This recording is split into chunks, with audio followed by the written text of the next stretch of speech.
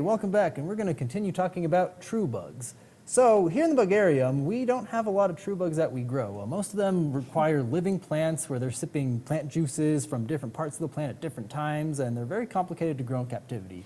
I love that you just used that word sipping, because the thing that I always think about when I think of true bugs is they're the smoothie drinkers, right? That's they're the right. ones that That's have the a little good way to straw put it. and they like to drink their juice, right? That's true. So the technical term for their straw is a rostrum, and the rostrum is basically needle-like mouth parts that compose of the mandibles, maxillae, and labial palps, but they've all been modified into this tube with some parts on the outside and the mandibles in the middle, making the hard parts. And they use that tube to pierce and suck. So you'll often hear piercing, sucking mouth parts. And I've always told people I think Hemiptera sucks, because it does. I'm a beetle guy. We'll talk about that later. Awesome. So we have some cool live specimens of true bugs here. Do you want to tell us a little bit about them? Sure. So a lot of true bugs are actually aquatic, and almost all the aquatic ones are predatory. There's a few that are feeding on algae and aquatic plants, but most hunt other insects in the water.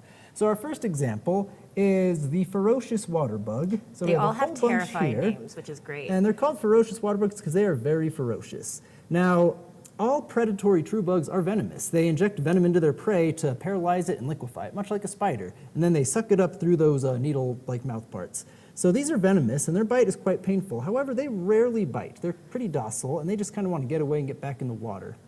And those front arms have little hooks on the end, and those are what they use to grab their prey. And unfortunately, these all got fed today, so they're not hungry, but these are some of the best feeding demo insects we have. They will lunge out at a cricket the same size as them, just grab it, take it underwater, and do their thing. So you'll have to come to the Bugarium to check that out. Yes, and we do plan to do feeding demos at some point in the future here in the Bugarium, along with the handling on the education counter. So, Awesome. And so we have another little tank of water here. Who is this? So this is a close relative of the ferocious water bug. These are water scorpions. And people often come in saying, wow, I didn't know there was aquatic scorpions. There isn't, not since 450 million years ago. But water scorpions are very similar. They have almost the same body plan with these little hook-like front arms here. And they do have their little rostrum, and they do the same thing. They grab prey and inject venom and slurp it up like a smoothie. Wow, he's quite agile. Oh yeah, so they are like underwater stick insects. They're very hard to find, and they blend in very well, and they don't move a whole lot. They'll sit in the same spot for days on end waiting for something to come by. They'll even eat small fish.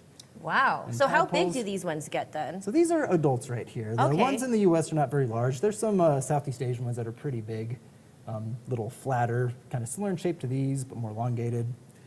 All right, so we'll move into the last aquatic true bug here. So this is our largest Oh my true gosh, bug I have in not North seen America. this one yet. It's pretty big. Oh yes, this Pretty is alarming. the giant water bug. Okay, so giant's a lot nicer than ferocious. Yes, but Okay. and they're not quite as ferocious. They'll be more ambush predators. So unlike the ferocious water bugs, these guys are actually good flyers, and they'll actually sometimes show up at porches at night. Wait, See if what? Yep. Okay. There we go. Come here, you. Let's see if we can. Oh, the best way to do this is from his back. There we are. Wow. And you can see, you can get a close-up, that's his rostrum right there. And these, it's pretty short, because they bring their prey right to their mouth and They like to pierce it. hug their juice, right? And so the wings are They folded across the fly. back. Yes. So you can see the first pair of wings covering the hind wings here. They're kind of hard to open up, and if I'm not careful, I will get bitten by this one. Let's not open them up. I think. And although they're venomous, their venom is not at all dangerous to people. It is painful. I'd say it's a lot more painful than a bee or a wasp, but it's also a lot shorter lived and goes away within about a half hour or So do they bite you, and that's how they get their venom in you? Yep, a venomous bite. So again, it's that rostrum, those piercing, they- sucking mouth parts. Stab you. Cool. Yep. And so, do these ones fly, or is it just that guy that flies? So just this one, and some water scorpion species can. I'm not sure about Renatras here. Very interesting. Well, awesome. Thank you so much, Jason. Absolutely, and we'll continue with some more land-dwelling true bugs Yes, after this. we have a couple more really cool ones to show you, so Oh, yeah. tune in next time. Mhm.